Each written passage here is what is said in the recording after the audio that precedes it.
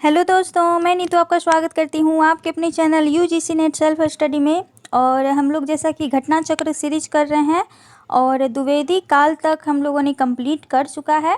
तो आज का जो टॉपिक है वो छायावाद से है। छायावाद हम लोग कंप्लीट करने वाले हैं। तो छायावाद के जितने भी इम्पोर्टेंट क्वेश्चन जो कि प्रीवियस ईयर हैं, पूछे गए प्रश्न पत्र हैं, वो हम देखेंगे। किस तरह के पैटर्न पूछे जाते हैं, किस तरह के क्वेश्चन का लेवल है टीजीटी पीजीटी खासकर यहाँ पे, और यूजीसी नेट और अन्य जितने भी प्रवक्ता इत्यादि जितने भी एग्ज़ाम होते हैं तो सभी के लिए इम्पोर्टेंट है। तो आपके जितने भी आगामी एग्ज़ाम है उसके लिए सीरीज ज़रूर से देखें, क्योंकि यहाँ से आपको काफ़ी हेल्प मिलने वाली है। क्योंकि टॉपिक वाइज मैं करा रही हूँ जो काफ़ी इम्पॉर्टेंट है आपके आगामी एग्ज़ाम के लिए। तो चलिए, अगर आप नए हैं चैनल पर तो ज़रूर से चैनल को सब्सक्राइब भी कर लें, बेल आइकन प्रेस कर लें, ताकि मेरा हर नोटिफिकेशन आपके पास पहुंच जाए और आपको वीडियो सही टाइम पे मिले और आपको इससे हेल्प भी मिल जाए दोस्तों। तो चलिए, आज हम जो देखने वाले हैं वो है छायावाद। ठीक है, तो छायावाद देखते हैं किस तरह के क्वेश्चन पूछे गए हैं। तो चलिए, पहला क्वेश्चन है कि छायावाद शब्द का सर्वप्रथम प्रयोग किस आलोचक ने किया था। तो ये मुकुटधर पांडे ने किया था। ध्यान रखना है, मुकुटधर पांडे ने किया था छायावाद शब्द का प्रयोग। और मुकुटधर पांडे ने श्री शारदा पत्रिका में, ठीक है, श्री शारदा पत्रिका में एक लेखमाला प्रकाशित किया था, उसी में छायावाद शब्द का उन्होंने प्रयोग किया था। पंडित मुकुटधर पांडे ने सरस्वती में प्रकाशित कविता कुकरी के प्रति, ठीक है, को प्रथम छायावादी कविता माना है। ये भी आपको ध्यान रखना है, हो सकता है पूछा जा सके। समस्त हिंदी साहित्य जगत में इसे स्वीकार भी किया गया है। इसमें छायावाद के सभी तत्व समाहित हैं। सन 1916 में इनकी पहली कविता संग्रह पूजा के फूल, ध्यान रखना है, पहली कविता संग्रह इनकी। और प्रमुख कृतियां हैं शैलबाला है, लक्ष्मा है, परिश्रम है, हृदयांत है और मामा है, तो इत्यादि साथ साथ देखना है। चलिए, अगला क्वेश्चन है छायावाद शब्द का प्रथम सबसे पहले प्रयोग किसने किया। तो अभी देखा मुकुटधर पांडे जी ने किया है। अगला है कि छायावाद युग का प्रवर्तक किसे माना जाता है।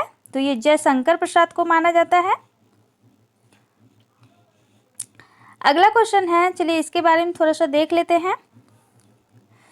गंगा प्रसाद, डॉक्टर गंगा प्रसाद पांडे निराला की जूही की कली, जो कि 1916 जिसे सरस्वती पत्रिका में छापने से महावीर प्रसाद द्विवेदी ने इनकार कर दिया था, और कल भी इसके बारे में बखूबी चर्चा हुई है। इस युग के प्रवर्तक जो रहे हैं महाप्राण निराला को मानते हैं। छायावाद का टाइम पीरियड ध्यान में रखना है 1918 से 1938 तक। 36 तक आपको मानना है, यहाँ पे 38 इनका मानना है, क्योंकि क्वेश्चन में पूछा जाता है 1918 से 1936 तक। ठीक है, अधिकतर विद्वान जो है प्रसाद की झरना जो कि 1918 है, इस युग का यहाँ से शुरुआत मानते हैं, क्योंकि इस युग में प्रसाद का आगमन पहले हुआ और छायावाद की भी यहीं से शुरुआत मानी जाती है। अतः छायावाद, जयशंकर प्रसाद को छायावाद का प्रवर्तक माना जाता है। तो इनकी जो छायावादी रचना है वो झरना है। ठीक है, तो ध्यान में रखना आपको। छायावाद की प्रथम रचना तो झरना है, प्रसाद जी द्वारा रचित है। अगला है कि आधुनिक काल की किस काव्य धारा में रहस्यवाद की भावना पाई जाती है। तो ये छायावाद है जिसमें रहस्यवादी जो भावनाएं हैं वो पाई जाती है। देखिए यहाँ पे छायावाद काव्यधारा में रहस्यवाद की भावना पाई जाती है। छायावाद को दो अर्थों में प्रयुक्त किया गया है, एक रहस्यवाद के अर्थ में और दूसरा शैली विशेष पद्धति। ये किसके कहे हुए हैं। तो ये शुक्ल जी का यहाँ पे कोटेशन ये दिया गया है कि पहला जो है वो रहस्यवाद के अर्थ में और दूसरा शैली या पद्धति के रूप में माने हैं। चलिए देखते हैं कुछ अन्य तथ्य। 1916 के आसपास हिंदी में कल्पनापूर्ण स्वच्छंदता और भावुकता की एक लहर उमड़ी। भाव, भाषा, शैली, छंद, अलंकार सभी दृष्टियों से पुरानी कविता से इसका कोई मेल ना था। जिस तरह कविताएं आ रही थी, भारतेंदु युग, द्विवेदी युग या रीति या भक्ति जितने भी आ रही थी, यहाँ पे उनका मेल नहीं हो पाया। आलोचकों ने इसे छायावाद या छायावादी कविता का नाम दिया क्योंकि रहस्यात्मकता इसमें देखी गई थी और एक नई पद्धति जन्म ली थी हिंदी साहित्य में। अगला क्वेश्चन है कि छायावाद की निम्नलिखित विशेषताएं हो सकती है। कौन सी विशेषताएं हो सकती है? ये तो होगी नहीं क्योंकि ये द्विवेदी काल की है, तो यहाँ से आपका 4 कट जाएगा। तो ऐसे भी आप क्वेश्चन को जो है ना छांट सकते हैं। तो आपका 1 बच गया। तो क्या हो गया? विशेषण विपर्य, स्वच्छंद भावावेश और मूर्ति विधान। ठीक है, तो ये आपका राइट ऑप्शन होगा। तो नॉमिनेशन आप कर सकते हैं। चलिए अगला क्वेश्चन है, छायावाद के अर्थ निर्धारण के संदर्भ में आचार्य रामचंद्र शुक्ल ने सीमित अर्थ में एक शैली विशेष माना है जिसमें लाक्षणिक, मूर्तिमता, प्रतीक विधान, विरोध, चमत्कार, विशेष विवरण, मानवीकरण, अन्योक्ति, विधान बल पर यहाँ पे बल दिया गया है। तो ये सभी विशेषताएं आपको ध्यान में रखना है, चाहे वो लाक्षणिक मूर्तिमता हो, प्रतीक विधान हो, विरोध चमत्कार हो, विशेषण विपर्य हो या मानवीकरण हो या अन्योक्ति विधान हो। तो सभी ये छायावादी विशेषताएं हैं जो कि शुक्ल द्वारा मानी गई है। छायावाद के व्यापक अर्थ में इसको रहस्यवाद को भी समाविष्ट किया गया है। जयशंकर प्रसाद ने छायावाद में स्वानुभूति की विवृत्ति पर बल दिया है। छायावाद के विवेचन के प्रसंग में स्वच्छंदतावादी प्रवृत्ति का भी उल्लेख यहाँ पे मिलता है। इतिवृत्तात्मकता जो है, जैसा कि बताया, द्विवेदी काल की है, प्रवृत्तियां रही है। चित्रात्मक भाषा एवं लाक्षणिक पदावली किस युग की कविता की विशेषताएं रही है? तो ये छायावाद की रही है। चित्रात्मकता और लाक्षणिक पदावली, तो ये 2 विशेषता आप यहाँ ध्यान रखना, आपको पूछी जाती है। तो ये वही सब है। चलिए अगला क्वेश्चन है, छायावाद में वक्रता का वैभव मिलता है। प्रसाद के काव्य में निम्नलिखित में से किसका उत्कर्ष मिलता है? तो ये अभिव्यंजना का उत्कर्ष मिलता है। तो ये वही है। चलिए अगला क्वेश्चन देखते हैं। अगला क्वेश्चन है कि आधुनिक काल के तीसरे उत्थान की प्रमुख साहित्यिक प्रवृत्ति रही है। ध्यान रखना है, आधुनिक काल के तीसरे उत्थान की बात की जा रही है, तो छायावाद आपको लगाना है। अगला क्वेश्चन है, जयशंकर प्रसाद की कमायनी की भाषा पूछी गई है। तो ये खरी बोली है। कमायनी की भाषा जो है वो खरी बोली है और यह अद्वितीय महाकाव्य जिसमें मनु और श्रद्धा के आधार बनाकर यह रचित मानवता को विजयी बनाने का संदेश देता है। यह रूपक कथा काव्य भी है।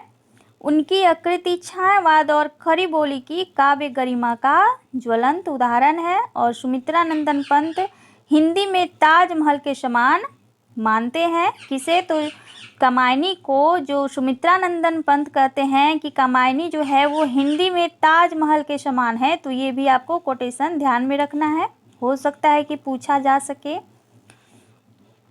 अगला क्वेश्चन है कि कमायनी को छायावाद का उपनिषद किसने कहा है? तो ये शांति प्रिय द्विवेदी जी ने कहा है और एक क्वेश्चन पूछी जा चुकी है।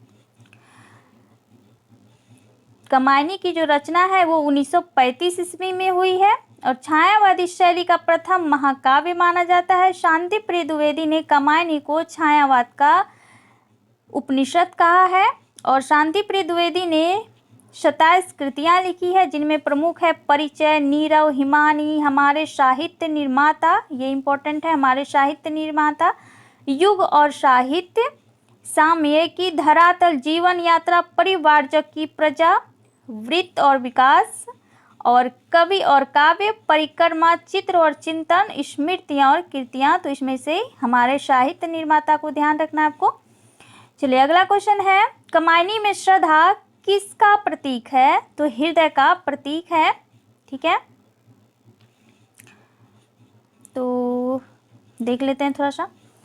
कमायनी में मनु, श्रद्धा और ईरा क्रमशः मन मनु मन का, श्रद्धा हृदय का और इरा जो है वो बुद्धि का प्रतीक यहाँ पे देखा गया है कामायनी में। चलिए ये कोई खास नहीं है, चलिए यहाँ पे है। चलिए इसकी कथा का जो आधार है वो ऋग्वेद, छंदोग्य उपनिषद और शतपथ ब्राह्मण, ये पूछा जाता है। शतपथ ब्राह्मण और श्रीमद् भागवत से लिया गया है, तो ये आपको ध्यान रखना है इसके आधार ग्रंथ को। अगला क्वेश्चन है, कामायनी की श्रद्धा किसकी प्रतीक है? देखिए फिर से पूछा गया है, तो ये हृदय की प्रतीक है।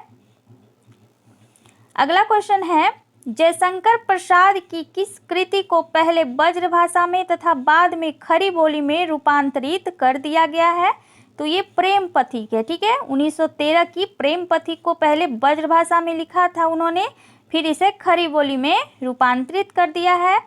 और यह भी उल्लेखित है कि कानन कुसुम और झरना के प्रवर्तित संस्करणों में कवि ने कुछ नई कविताओं का समावेश किया तथा आंसू में 64 छंद जो थे वो नए जोड़े गए थे, तो ये भी ध्यान रखना है।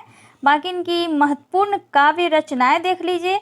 उर्वशी 1909 की है, वन मिलन 1909 की है, प्रेमराज 1909 ईस्वी की है, अयोध्या का उद्धार 1910 का है, शोकोच्छ्वास 1910 का है, भृगुवाहन 1911 का है, कानन कुसुम 1913 का है, करुणालय 1913 का है, महाराणा का महत्व 1914 का है, झरना प्रथम छायावादी रचना 1918 का है, आंसू 1925 का है, लहर 1933 का है और कामायनी 1935 का है। तो ये सभी इम्पोर्टेंट रचनाएं हैं जो पूछी जाती है एग्जामों में, तो आपको ध्यान रखना है ये सभी रचनाओं को। ठीक है, चलिए अगला क्वेश्चन देखते हैं।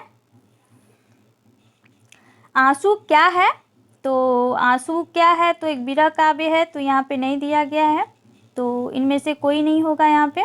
चलिए देख लेते हैं आंसू क्या है। तो विरह काव्य है जिसमें प्रेमी की अतीत की मादक स्मृतियों की याद में अपनी आंतरिक ज्वाला, विषाद और वेदना का यहाँ पे इजहार किया गया है। स्मृति के रूप में प्राय 3 वस्तुओं का उल्लेख हुआ है। प्रिय के शारीरिक सौंदर्य, परिंभुक कुंभ की मदिरा तथा निश्वास मलय के झोंके का। तो यहाँ पे आंसू विरह काव्य है, प्रसाद द्वारा लिखा हुआ, तो ध्यान में रखना आपको। जयशंकर प्रसाद की कृतियाँ किस विकल्प में है? तो झरना 1918, लहर 1933 है, ध्रुव स्वामिनी 1933 है, नाटक है। झरना और लहर इनकी काव्य कृतियाँ हैं, ध्रुव स्वामिनी 1933 की नाटक है और स्कंद गुप्त भी 1928 का नाटक है। तो साथ ही ये भी इसके रचनाओं को भी, रचना काल को भी ध्यान में रखना है। ठीक है, बाकी जो है निर्जा 1935, सांध गीत 1936, स्मृति की रेखाएं जो महादेवी वर्मा की संस्मरण है और पथ के साथी भी संस्मरण है, और बाकी निर्जा और सांध गीत जो है महादेवी वर्मा की रचनाएं हैं। और परिमल 1930, गीतिका 1936 और प्रबंध काव्य और तुलसीदास जो है 1938, ये सारे जो है निराला के हैं। और ये पंत के हैं, पल्लव 1928, गुंजन 1932, युगवाणी 1936 और ग्राम्या 1940। तो ये जो हैं ये पंत के हैं और ये जो हैं निराला के हैं। तो मैंने सारे का बता दिया, आपको ध्यान रखना है। देखिए वही दिया गया है यहाँ पे, तो दिया भी नहीं अच्छा से, मैंने बता दिया सभी आपको। चलिए अगला क्वेश्चन है, निम्नलिखित में से किस कृति के लेखक जयशंकर प्रसाद नहीं है? तो कानन कुसुम है 1913, ध्रुव स्वामिनी 1933, तितली जो है 1934 की है और चारू चंद्र लेख किसकी है? तो हजारी प्रसाद द्विवेदी जी की 1963 की ये क्या है? तो उपन्यास है, तो ध्यान में रखना है। देखिए यहाँ पे दिया गया है हजारी प्रसाद द्विवेदी जी की ये उपन्यास है। बाणभट्ट की आत्मकथा 1946 है, पुनर्नवा 1963 है, नामदास का पोथा 1976 है 74 है और कुटुज 1964 है, विचार प्रवाह 1965 है शायद, अशोक का फूल 1948 है, कल्पलता 1963 है, अशोक आलोक पर्व 1972 है, विचार और वितर्क जो है 1957-58 का है। तो ये काफ़ी इम्पोर्टेंट है इनकी रचनाएं, क्योंकि हर बार पूछी जाती है। और बाकी जो कानन कुसुम है, ध्रुव स्वामिनी है, तितली, ये जयशंकर प्रसाद की रचनाएं हैं। ठीक है, आगे देख लेते हैं। कबीर नामक कृति हजारी प्रसाद द्विवेदी जी ने लिखा है, जिस पर इनको मंगला प्रसाद पारितोषिक मिला है, प्राप्त हुआ है। साहित्य समिति इंदौर ने हजारी प्रसाद द्विवेदी को सूर साहित्य पर स्वर्ण पदक से सम्मानित किया था। तो ध्यान रखना है, सूर साहित्य भी इन्हीं की रचना है। विश्व भारती का संपादन कार्य भी इन्होंने किया है। तो काफ़ी फेमस रहे हजारी प्रसाद द्विवेदी जी, एक आलोचक के रूप में और कथाकार के भी रूप में। निम्न में से कौन सी कृति जयशंकर प्रसाद की नहीं है? तो दीपशिखा नहीं है, ये 1942 की रचना है। ठीक है, और किसकी है? तो ये महादेवी वर्मा की है। बाकी कानन कुसुम, झरना और कमायनी जो है प्रसाद की रचनाएं हैं। ठीक है, तो देखिए यहाँ पे महादेवी वर्मा की रचनाएं हैं और बाकी इसमें उतना खास नहीं है। कानन कुसुम जो भी देखा, देखिए पुरस्कार है। चलिए देख लेते हैं थोड़ा सा कि इसमें वन मिलन है। तो प्रेमाश्रय, देखिए प्रेमाश्रय एक प्रेमचंद्र जी का उपन्यास है, शायद आप लोगों ने देखा होगा या सुना पढ़ा होगा। तो प्रेमाश्रय किसका उपन्यास है? तो प्रेमचंद्र जी का। और इनका एक कविता भी है प्रेमाश्रय, प्रेम पथिक है, रघुवंश कमाल, छोटा जादूगर एक कहानी है, आंधी भी कहानी है, अघोरी का मुंह, अपराधी, इंद्रजाल, पुरस्कार, गुंडा, आकाशदीप, ये सारी कहानियां हैं, कहानी संग्रह और कहानियां। ठीक है, तो काफ़ी इम्पोर्टेंट है, इन्हें आप ध्यान में रखिएगा। ठीक है, निम्न में से कौन सी रचना महादेवी वर्मा की नहीं है? तो आंगन के पार द्वार, ये किसकी रचना है? तो ये अज्ञे की रचनाएं हैं। ठीक है, बाकी वध यामा 1940 की है, दीपशिखा 1942 की है, नीरजा 1935 की रचनाएं हैं। और इसमें देखिए आपका जो है ना डेट नहीं दिया है, सन नहीं दिया है रचनाओं का, लेकिन मैं आपको बता देती हूँ साथ ही, तो आपको ध्यान में रखना है। ठीक है, मैं लिख कर बता दूंगी अब। ठीक है, क्योंकि आपको ध्यान में रहे। तो ये जो है आंगन के पार द्वार जो है ये सच्चिदानंद, हीरानंद, वात्स्यायन, अज्ञे की है। अज्ञे का अन्य प्रमुख रचनाएं देख लीजिए, अरियो करुणामय, प्रभामयी, हरी घास पर क्षण भर 1949 की रचना है। इंद्रधनुष रोंदे हुए, ये 1967 की रचना है। सुनहले सवाल है, कितनी नावों में कितनी बार, 1967 की ये है और इसका मुझे डेट नहीं याद आ रहा अभी। बाबरा अहेरी जो है 1954 का है और इत्यलम 1946 का है। चिंता चिंता का मुझे अभी याद नहीं आ रहा है। ठीक है, तो आपको ध्यान रखना है, जैसे जैसे मैं रचनाओं को बता रही हूँ आपको मन ही मन उसको स्मरण करना है कि इसका डेट क्या रहा है। अगर आप देख रहे होंगे, पढ़ रहे होंगे, तो आपको साथ ही इसको भी जैसे मैं बोल रही हूँ वैसे आपको इसका डेट भी रिमाइंड करना है मन में। ठीक है, ऐसे आपको डबल हेल्प यहाँ पे मिलने वाली है। अच्छा है कि यहाँ पे नहीं दिया गया है। चलिए, महादेवी वर्मा की प्रमुख काव्य रचनाएं जो है, निहार 1930 है, रश्मि 1932 है, नीरजा 1936 है, सांध्य गीत नीरजा 1935 है, सांध्य गीत 1936 है, दीपशिखा 1942 की है, सप्तपर्णा 1959 की है, सप्तपर्णा 1959 की और यामा 1940 की है। तो ठीक है, तो यामा में ये जितने भी रचनाएं हैं सब इसमें संकलित किया गया है। निहार जो है महादेवी वर्मा का प्रथम काव्य संग्रह है, इसमें 47 गीत संकलित हैं, तो ध्यान रखना है। प्रसाद, पंत, निराला तथा महादेवी वर्मा छायावाद युग के इन चार महान कवियों को बृहत चतुर्थी में रखा गया है या नाम से जाना जाता है इन्हें। ठीक है, आगे देखते हैं कि महादेवी वर्मा को भारत सरकार ने पद्म भूषण अलंकार से सम्मानित किया था। इनकी रचनाएं सर्वप्रथम चांद पत्रिका में प्रकाशित हुई थी।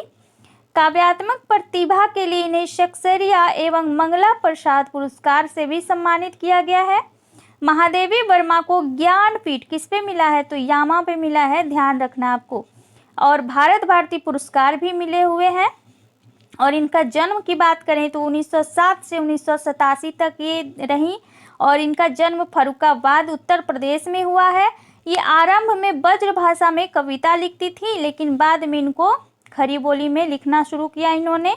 ये एक कुशल चित्रकार भी रही हैं, तो ये इनकी खासियत है। और इम्पोर्टेंट जितने भी इनके फैक्ट थे महादेवी वर्मा से सारे देख लिए हमने।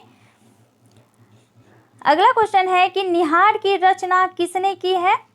तो महादेवी वर्मा ने। कब की है? तो 1930 ईस्वी की है निहार। ठीक है, तो ध्यान रखना है। अगला है कि महादेवी वर्मा का प्रथम काव्य संकलन कौन सा है? तो यही निहार है 1930 की। सप्तपर्णा किसकी रचना है? तो महादेवी वर्मा जी की रचना है। कौन सा कवि छायावादी नहीं है? तो जायसी नहीं है। प्रेमाख्यानक परंपरा के प्रमुख कवि हैं जायसी, सूफी काव्य के।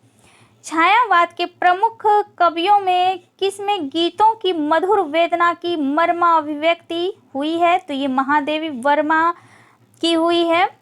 उन्होंने ही ज़्यादातर गीतात्मक रूप में लिखी है, बहुत ही विरह वेदना वाली उनकी रहती है।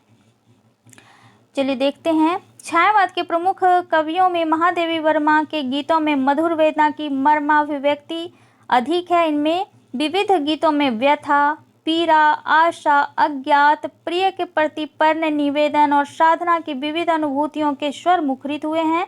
उन्होंने अनुभूति को विचार से समन्वित करने का प्रयास किया है। महादेवी वर्मा ने दुख को केवल व्यक्तिगत जीवन के संदर्भ में स्वीकार किया है। सामाजिक जीवन के प्रसंग में तो वे अथक और अमर साधना में विश्वास करती हैं। उन्हें अमरों के लोक की कामना नहीं है, वे तो मिटने के अधिकार को ही बनाए रखना चाहती हैं। अपने पद का उन्होंने एक वर्णन दिया है कि अमरता उसमें मनाती है मरण त्योहार। तो ये पूछी गई कोटेशन है, ध्यान में रखना है आपको। चलिए अगला क्वेश्चन है कि केवल सूक्ष्मगत सौंदर्यता का राग कहकर छायावाद का किसने विरोध किया था? तो ये महादेवी वर्मा ने ही विरोध किया है। तो यहाँ पे किसी और को आपको नहीं लगाना है, शुक्ल जी को नहीं लगाना है, बल्कि महादेवी वर्मा जी ने विरोध किया है कि यह छायावाद जो है केवल सूक्ष्मगत सौंदर्य सत्ता का ही राग आंकता है, ऐसा उनका कहना था। ठीक है, बाकी बात तो इसमें उतना कुछ नहीं है। चलिए अगला देखते हैं। मैं नीर भरी दुख की बदली, यह कथन किसके हैं? काफ़ी इम्पोर्टेंट है ये पंक्ति, आपको ध्यान में रखना है। ठीक है, मोस्ट इम्पॉर्टेंट पूछी जाती है। तो ये महादेवी वर्मा की है। ठीक है,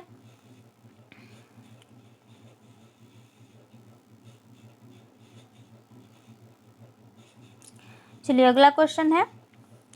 हिंदी काव्य की आधुनिक मीरा किसे माना जाता है? तो महादेवी वर्मा जी को माना जाता है। हिंदी के विशाल मंदिर की सरस्वती भी माना जाता है। तो महादेवी वर्मा को हिंदी के मंदिर के विशाल मंदिर की सरस्वती किसने माना है? तो वो माना है सूर्यकांत त्रिपाठी।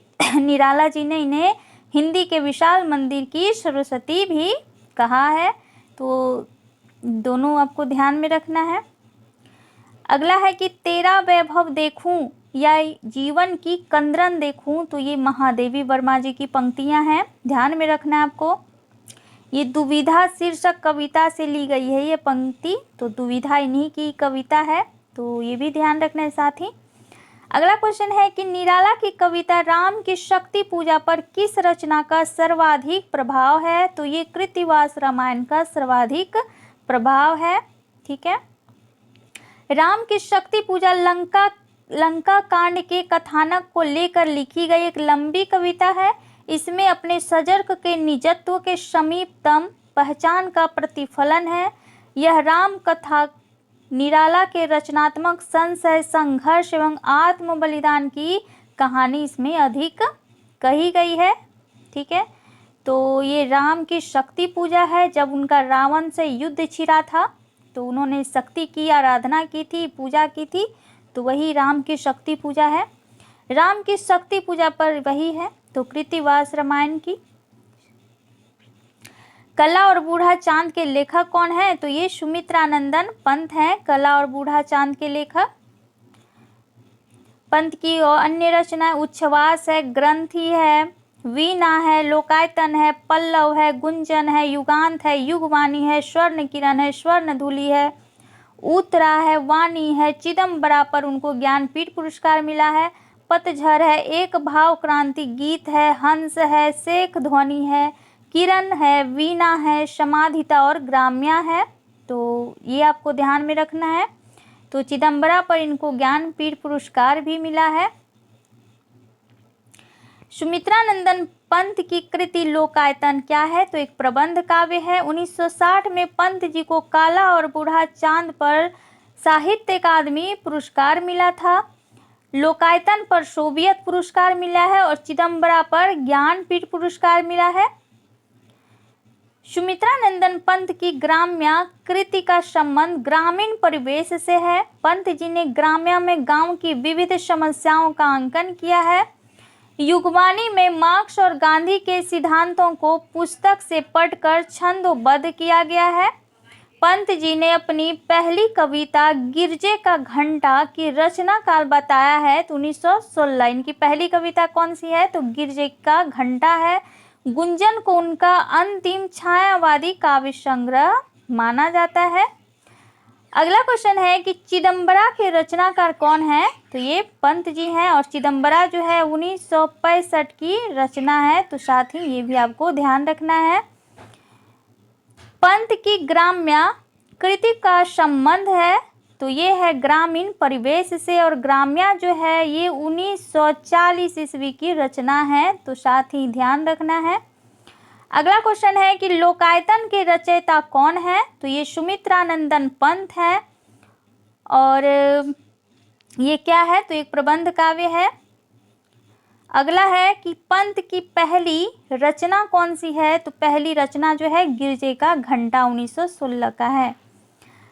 अगला है सुमित्रानंदन पंत की सुप्रसिद्ध कविता परिवर्तन। ठीक है, परिवर्तन उनके किस काव्य संकलन में सर्वप्रथम प्रकाशित हुआ था? तो ये पल्लव 1928 की ये है रचना। ठीक है, पल्लव, और यहीं पे ये परिवर्तन कविता जो है संग्रहित हुआ है। तो ध्यान रखना आपको। अगला क्वेश्चन है कि अरविंद दर्शन से प्रभावित हिंदी के कौन से कवि थे? तो यही थे सुमित्रानंदन पंत थे। तो यहाँ पे कुछ खास नहीं है। काला और बूढ़ा चांद, चांद, रश्मिबंध, गीत हंस, स्वर्णिम चक्र, समाधिता जैसी रचनाओं पर अरविंद की छाप स्पष्ट रूप से दिखाई देती है। तो ये अरविंद दर्शन से प्रभावित रचना है काला और बूढ़ा चांद, जिसमें साहित्य अकादमी पुरस्कार इनको दिया गया है। तो ये ध्यान रखना है, बाकी बात उतना इम्पोर्टेंट नहीं है। चलिए अगला क्वेश्चन है, इनमें से कौन सा कवि जो है अपने रचना काल के अंतिम दौर में प्रगतिवाद के भौतिक दर्शन के साथ साथ अरविंद दर्शन से प्रभावित है? तो यही थे सुमित्रानंदन पंत थे। अपने काव्य जीवन के उत्तर में अरविंद दर्शन से प्रभावित कवि सुमित्रानंदन पंत है। डैश अरविंद दर्शन से प्रभावित थे? तो यही पंत जी। अगला क्वेश्चन है कि निम्नलिखित में से कौन सा कथन असत्य है? पंत को प्रकृति का सुकुमार कवि कहा जाता है, बिल्कुल सही है। पल्लव पंत की रचना है, बिल्कुल सही है। लोकायतन महाकाव्य की श्रेणी में आता है, तो ये भी सही है।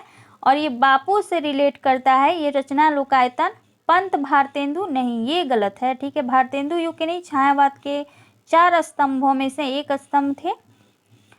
यहाँ पे कुछ है, प्रकृति का सुकुमार कवि इनको कहा जाता है। पंत काव्य में प्रकृति के मनोरम रूपों का मधुर और सरस चित्रण मिलता है। आंसू की बालिका, ध्यान रखना इनकी कविता है आंसू की बालिका, और आंसू जो है वो विरह काव्य प्रसाद जी की है। यहाँ पे आंसू की बालिका, पर्वत प्रदेश में प्रवास आदि कविताओं पर प्रकृति के मनोहर चित्र यहाँ पे देखे जाते हैं।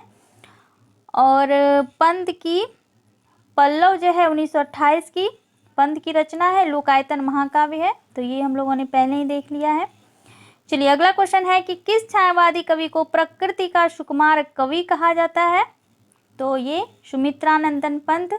देख रहे हैं कि 4-5 ऑप्शन दिया था आपको, देखिए ऊपर पे देखिए आप कि ऑप्शन दिया था और ऑप्शन से ही आपको क्वेश्चन बना डाला। तो इस तरह आपको तैयारी यहाँ पे देखना है कि कैसे क्वेश्चन रिपीट तो हो रहे हैं, लेकिन कैसे रिपीट हो रहे हैं, तो ध्यान रखना है आपको। अगला क्वेश्चन है कि निम्नलिखित में से कौन सी रचना महाकाव्य नहीं है? तो कामायनी है, साकेत है और प्रिय प्रवास है। कामायनी किसकी है? तो तो जयशंकर प्रसाद की, साकेत मैथिली शरण गुप्त की, और प्रिय प्रवास जो है अयोध्या सिंह उपाध्याय हरिऔध का, और पल्लव जो है ये पंत जी की काव्य है। तो ध्यान रखना है, बाकी वही है।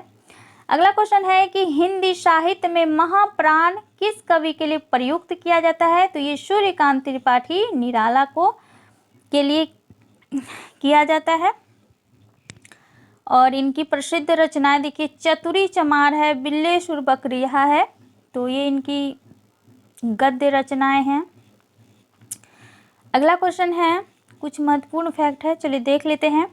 निराला जी ने अपनी विवाहिता पुत्री के निधन से विक्षुब्ध होकर सरोज स्मृति जो कि 1936 की रचना की थी। निराला की कलकत्ता में रामकृष्ण मिशन के पत्र में समन्वय का संपादन भार भी संभाला था। तो समन्वय के संपादनकर्ता भी निराला जी रहे हैं। इसके बाद इन्होंने मतवाला के भी संपादक मंडल में सम्मिलित हुए थे ये, तो समन्वय और मतवाला। लखनऊ में गंगा पुस्तक माला का संपादन करने के साथ सुधा के भी संपादकीय ये रहे हैं संपादककर्ता। और निराला की प्रमुख रचना है अनामिका 1923, परिमल 1930, गीतिका 36, तुलसीदास 38, तो ये सारे मैंने करा दे। कुकुरमुत्ता 1942 है, अनिमा 1943 है, नए पत्ते 1946 है, बेला 1946 है, अर्चना है 1950, आराधना 1953। तो ये सारे जो रचनाओं को भी आपको ध्यान में रखना है, ठीक है। चलिए, परिमल 1930 की जो है गीत भी है और मुक्तक छंद भी है, मधुर भाव से अनुप्राणित प्रणय गीत है ये। गीतिका मुख्यतः श्रृंगारिक रचना है। इनकी अत्यधिक समर्थ काव्य रचना है राम की शक्ति पूजा और शोक गीत जो रही है सरोज स्मृति इनकी प्रसिद्धि का आधार। पंचवटी प्रसंग काव्य की रचना सूर्यकांत त्रिपाठी निराला ने की है, और पंचवटी नाम की एक रचना जो है वो मैथिली शरण गुप्त की है, ठीक है। तो ये दोनों रचनाओं में कंफ्यूज नहीं होना है आपको। पंचवटी प्रसंग जो है निराला की है और पंचवटी सिर्फ जो है वो मैथिली शरण गुप्त की रचना है। पंचवटी प्रसंग निराला की है। अनामिका काव्य किनके द्वारा रचित है? तो ये निराला द्वारा। परिमल किस कवि की रचना है? तो ये सूर्यकांत त्रिपाठी निराला की रचना है। अगला क्वेश्चन है कि गीतिका के रचनाकार कौन है? तो गीतिका 1936 निराला की है। निराला का जन्म कहाँ हुआ था? तो ये बंगाल के मेदिनीपुर में हुआ था। तो ठीक है, मेदिनीपुर में हुआ था 1896 में, ठीक है। 21 फरवरी 1896 में हुआ था और 15 अक्टूबर 1961 को इलाहाबाद प्रयागराज में इनका निधन भी हो गया था। अगला क्वेश्चन है कि साहित्यिक क्षेत्र में सर्वाधिक विरोध किसका हुआ था? तो ये हरिऔध जी का नहीं, निराला जी का हुआ था यहाँ पे। अच्छा, मैं ही गलत बता रही हूँ, निराला जी का हुआ था सर्वाधिक विरोध। वही तो मैं बोल, हरिऔध जी का तो नहीं हुआ था, निराला जी का हुआ था, ठीक है। और खासकर इनकी जूही की कली को लेकर, ठीक है। फक्कर स्वभाव के थे क्योंकि निराला। निम्न पंक्तियां किस प्रसिद्ध लंबी कविता से उद्धृत है? प्रतिपल प्रतिवर्तित भ्यू भेद कौशल समूह राक्षस विरुद्ध प्रतिव्यू क्रुद्ध कपि विषम। तो ये राम की शक्ति पूजा से है, ठीक है। प्रथम पंक्ति से ये उठाया गया है। तो चलिए, ये तो हमने देख लिया है, ये सभी वही हैं, निराला के उपन्यास हैं। देखिए, अप्सरा है, अलका है, प्रभावती है, निरूपमा है, उच्च श्रृंखला है, काले कारनामे, पुराण कथा, महाभारत। निराला के निबंध देख लीजिए, प्रबंध परिचय, प्रबंध प्रतिभा, बंग भाषा का उच्चारण, प्रबंध पद, प्रबंध प्रतिमा ये पूछी जाती है, चाबुक पूछी जाती है और चयन और संघर्ष पूछी जाती है।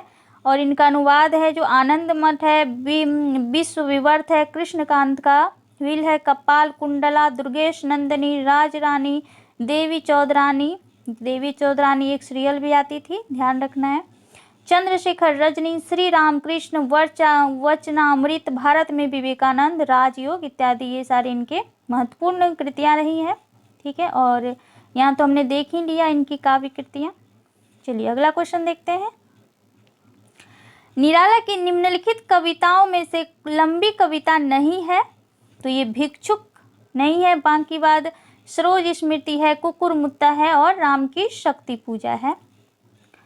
निराला की बादल राग कविता का संबंध है, तो ये प्रकृति की सौंदर्य से संबंधित है। ये बादल राग विधवा दीन भिक्षुक में सहने के माध्यम से जिस करुणा का सृजन किया गया है वह बादल में गर्जन तर्जन विप्लव और संहार में बदल गई है। इसी आधार पर निराला की बादल की राग जो है कविता का संबंध प्रकृति के सौंदर्य से हो गया है। यहाँ पे बादल राग के रचयिता है निराला है। अगला है कि धिक जीवन जो पाता ही आया है विरोध, पंक्ति में किसके जीवन सत्य की अभिव्यक्ति मिलती है, तो ये सूर्यकांत त्रिपाठी निराला की अभिव्यक्ति मिलती है। मुक्त छंद के प्रणेता कौन रहे हैं, तो ये निराला ही रहे हैं। निराला की जूही की कली के उदाहरण है मुक्तक छंद। ठीक है, जूही की कली किस छंद में है, तो मुक्तक छंद में है।